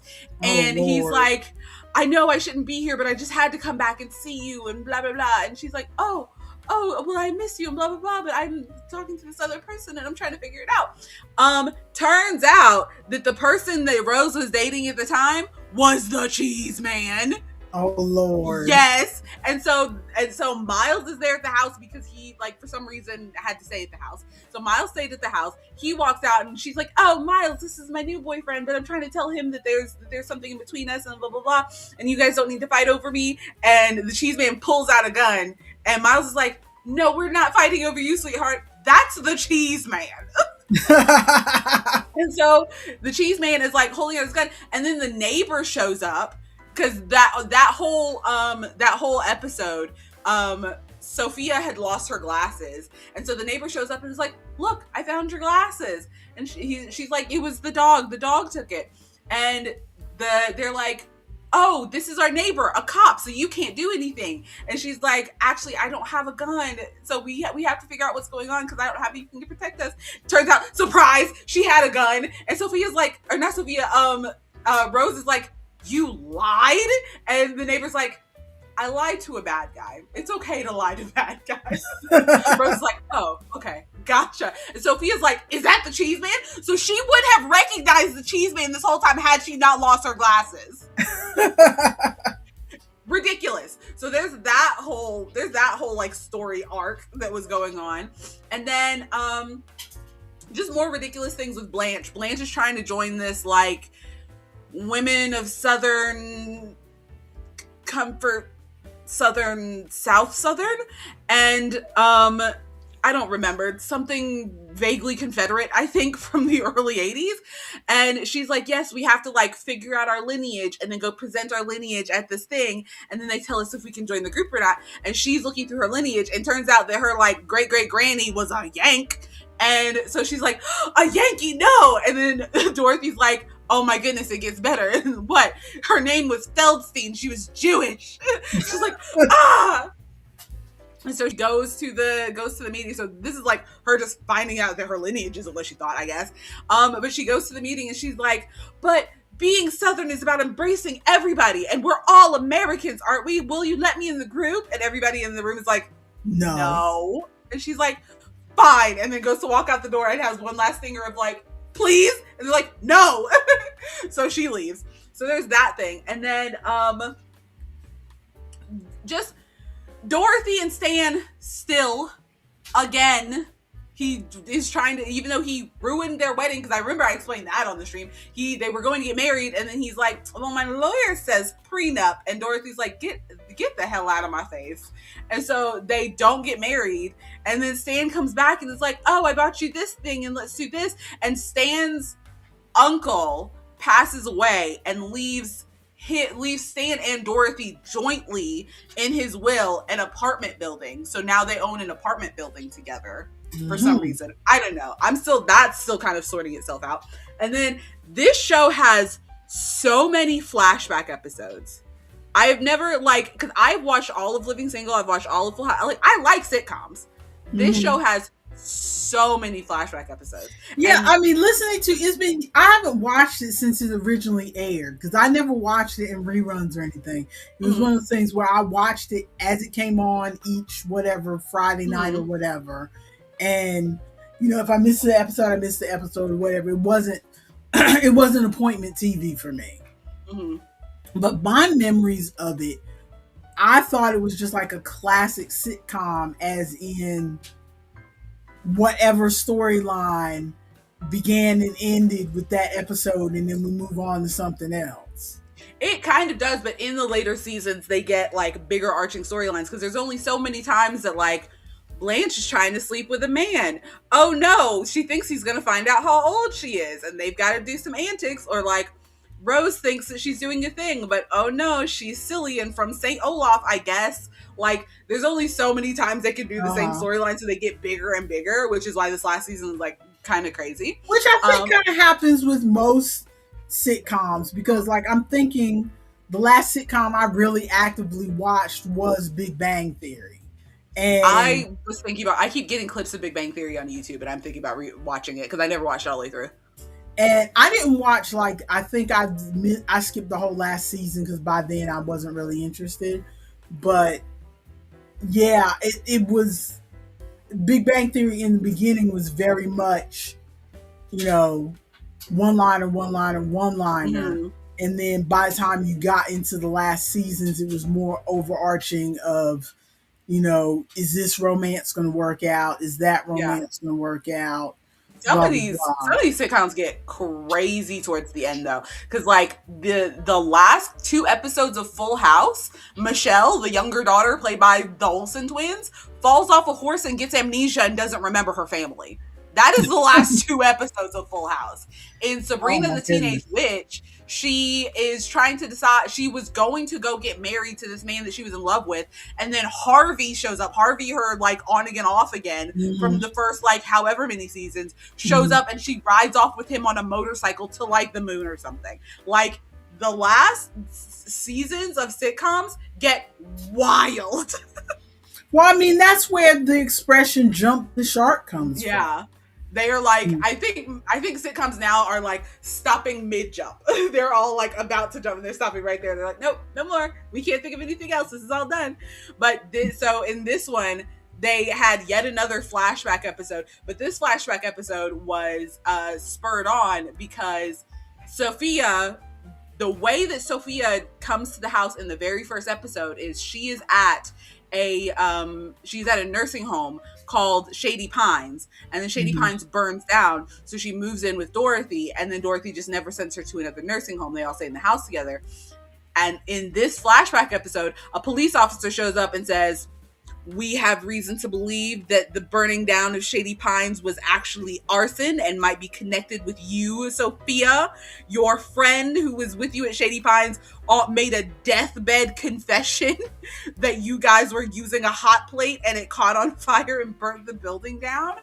And so she goes to jail, comes out on bail, obviously. She's in the building for 2 seconds and then comes out on bail. But the whole episode is no, you can't go to jail. Remember that time when you helped us with this thing? And oh yeah, that was great. And oh no, we won't be able to sit at the tables and eat cheesecakes anymore. Remember when we talked about this thing? And flashback to which this show though will do weird things. they'll do flashbacks to things that actually happened in the show that we watched, but they also will have, like, earlier seasons, they had quote unquote flashbacks to things that they didn't show. They'll have just like flashbacks to things that like never happened just so they can like show it or whatever, which is fun. But I'm like, I'm tired of these flashback episodes. Y'all need to do this. I'll watch the whole show. You don't need to do this. Well, your sister will shoot me if I do not mention, because she said last week after she watched the stream, she texted me as soon as we were done. She said, "You didn't mention any anime." Ooh, what you watching now? We have been watching anime. We finished off why Ray Liana ended up at the Duke's mansion. Mm-hmm. How did that go? The ending was unsatisfying. I enjoyed the show, but the ending was unsatisfying. It's like they ended it like there should be more. Was it based on a manga? So we're just going to stop it here for now. And so I think, and I know that a lot of these things are based on a manga. So I thought, okay, I will look up the manga and see if maybe I can borrow it from the library or whatever. And yes, it is based on a manga, but my library does not have it, and it is not available as part of my Kindle Unlimited. So I am sad. I'm not doing that. I will just have to survive with how it ended up. And then we tried a couple other ones. We're still watching. There's one that's ongoing. May I say one final thing? Mm-hmm. And that one is still coming out week to week. So we're watching each new episode of that one as we go along. We watched the first episode of Yuri on Ice. I've heard good things about that. I haven't watched it, but I've heard good things about that. I'm not a big sports anime person, which is why I haven't watched it. I like I'm a person who doesn't like sports, but I will read something around sports. I will watch a sports movie. I will read a sports romance. Mm-hmm. I just don't want to watch the actual sport. Yeah. Because you don't have all the drama and narration when you just watch a basketball game. You know what I mean? Mm-hmm. But Yuri on Ice, it's okay. We might watch more of that one. Like I said, we only watched one episode of that one. I've discovered that I like certain styles of anime art more than others. Yeah, you don't strike me as liking the like early 90s stuff. You're probably more modern stuff. If you look at Yuri on Ice, the bodies look more realistic. Their hands look more realistic. Their faces look more realistic. Like the nose is a nose. I am so tired of. We watched like a couple more episodes of Past the Monster Meet My Lady.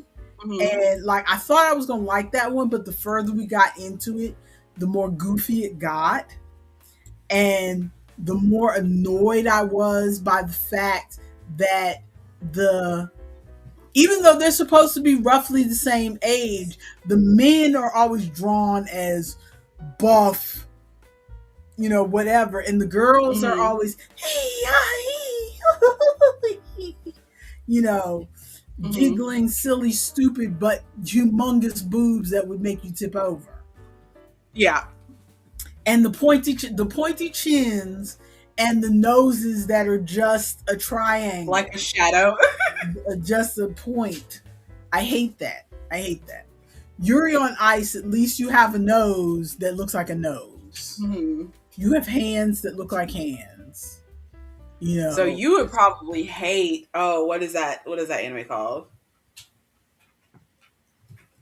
I think this is the name of that. Yeah, you would probably hate this art style because they're very like elongated. I don't know. Like this is, I guess, probably. Yeah, they're just like weirdly elongated. So they have small heads, but like their bodies and their arms are super long. I like it. It's a very fun artistic choice, but I feel like you would hate it. You might like the show though, but You would not like the art style. Well, I mean, if I like, the thing is, I can get over past the art style if I like the show. I think with Past the Monster Meet My Lady, it was a combination of, because the one that we're really enjoying, the May I Ask One Final Thing? The heroine on that one is very tall and skinny. Reminds me of your sister Sydney back when she was in high school. Just very long legs, skinny. But the dialogue is amusing. Like all the characters are that's tall, skinny, straight. But the dialogue is amusing on that one. And she doesn't do a lot of giggly kind of thing. There's none of that in this show. Yeah. So I'm enjoying that one so far. I'm trying to think of. There's a lot of combat in that show, which is crazy. But I wouldn't think that I would like all that combat. But she is amusing. There's not a lot of the chibi, with the eyes going and the. I'm trying to think of any series that I've watched that you would like, but I don't think you would like any of the stuff that I like at all. Because I do really like a good like slice of life anime, but slice of life animes, a lot of them tend to be high school, which I feel like you're not gonna. Yes, be no high school for me. So annoyed with that. And then all the other ones are really like goofy and a lot of fighting. Like the only one that I can think of that I like that's not super goofy, I didn't even like the anime for, because I read the manga for Claymore. Claymore is very, very good, but it's a lot of fighting, a lot of monsters. But it's I didn't watch the whole anime because one of the voice actors put me off immediately, and I was like, I can't. The voice actor was not a bad voice actor, but that was not the right voice for that character. Yeah, it did not fit, and it threw me off. But yeah, I was trying to think if there's anything else that we watched, but I can't think of anything else. But I don't think I'll watch that much anime by myself, but watching it with her isn't terrible as long as we. So what you're saying is once she moves up here with me, then we need to start doing video calls again to watch anime together. No, that's not going to happen.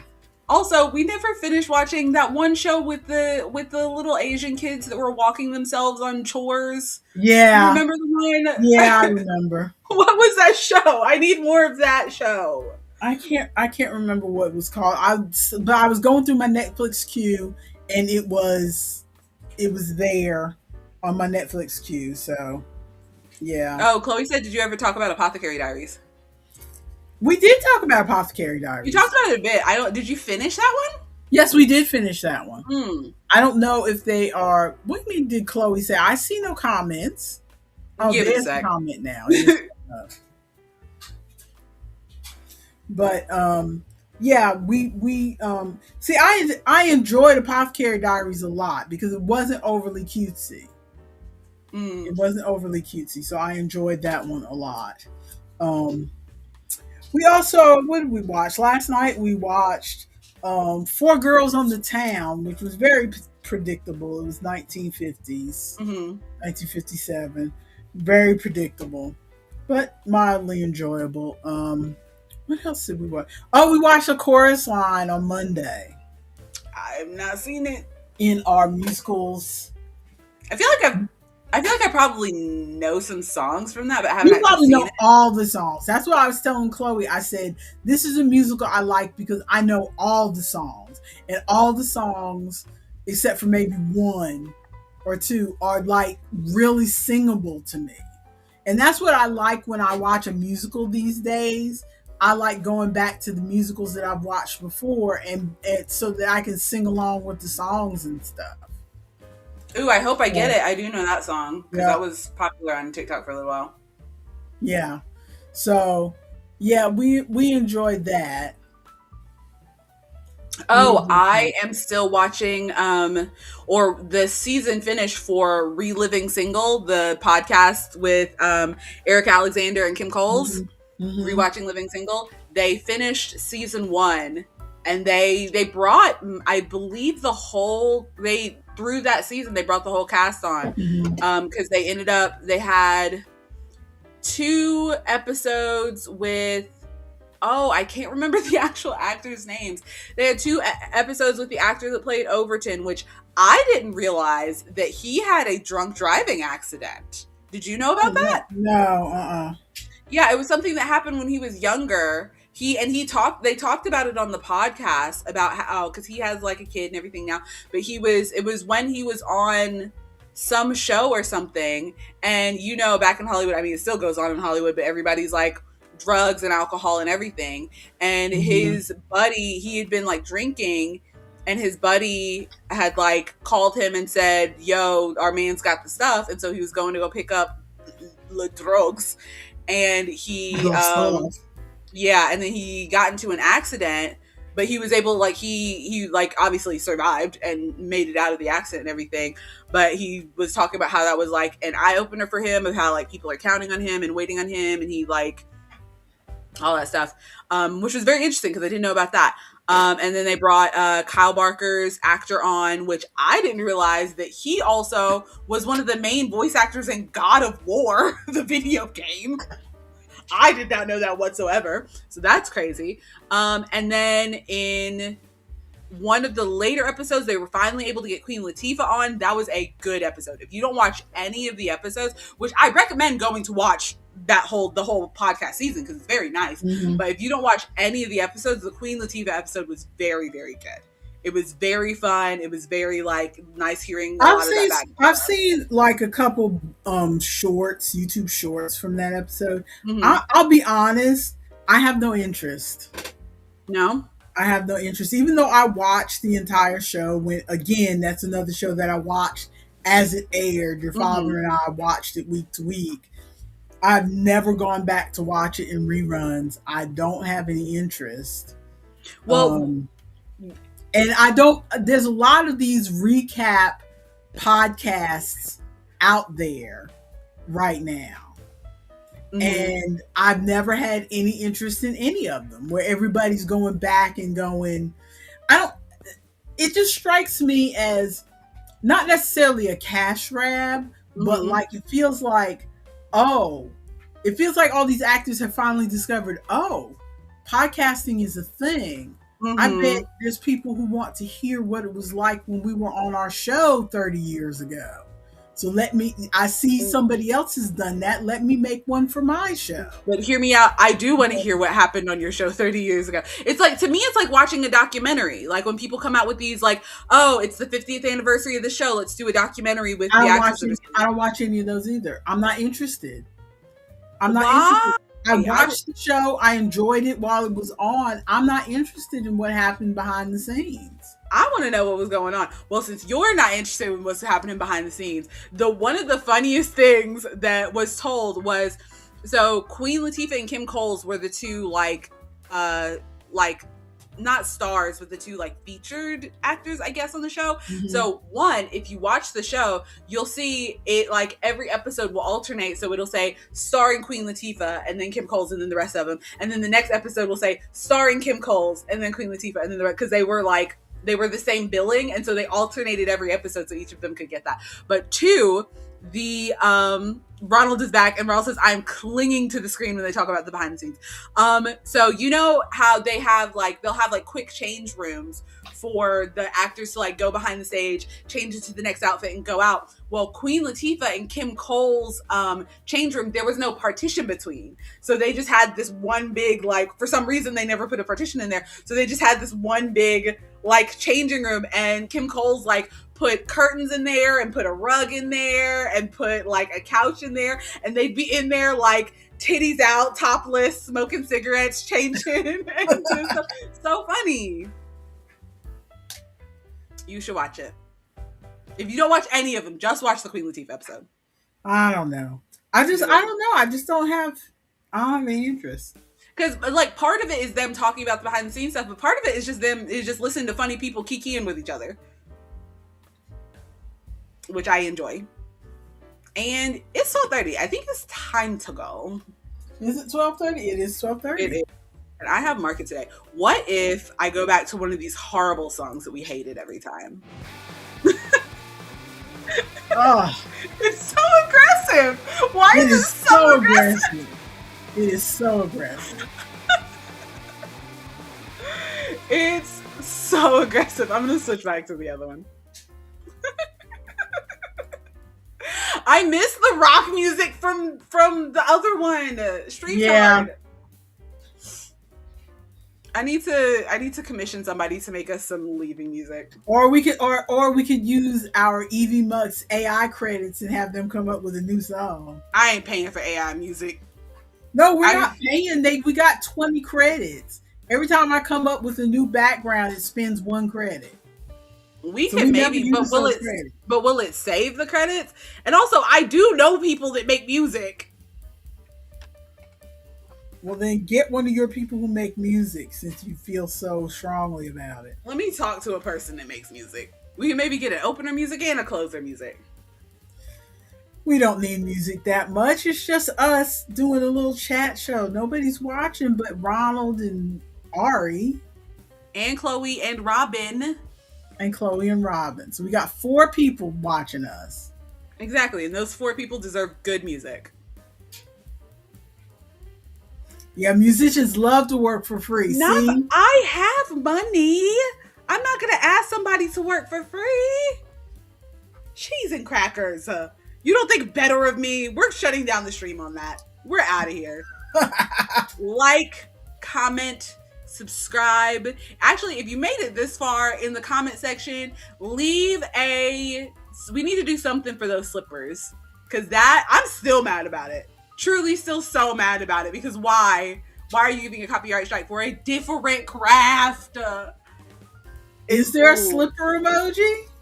Is there a slipper emoji? Let me look through my emojis and see what... We're going to pause for just a minute while I look through my emojis and figure out what emoji you're about to put for this. Let's see. Ooh, so there's a shoe emoji. So if you agree with the person who put the copyright strike, so if you agree that lady should not have been able to post the crochet version, put the slipper. But if you agree with us that lady was doing a completely different craft and it was well within her rights to put up the crochet version of that, there's like a yarn ball emoji. Do that one. Ronald says, yeah, I sewed some slippers. I guess I'm getting a copyright strike now. Ronald said, yeah, I drew a picture of some slippers. Copyright. Because it's a completely different craft. It makes no sense. I quilted some slippers. Copyright. Okay. We are out of here. Do you have anything to say in our final moments? I have nothing other than I am already ready for this blanket to be done, and it is very difficult to make this huge honking blanket. It looks so good though. Sitting in a chair when I'm used to sitting in my bed where I can spread the blanket out in front of me. Once you finish the blanket, you need to take a picture of it on the bed so we can see it. Oh, good Lord. Then that means I'd have to clean my room. So sorry. The things we do made a to cake suffer. shaped like a slipper. Copyright. That was ridiculous. All right, we are out of here. Bye. Peace out, y'all. Bye.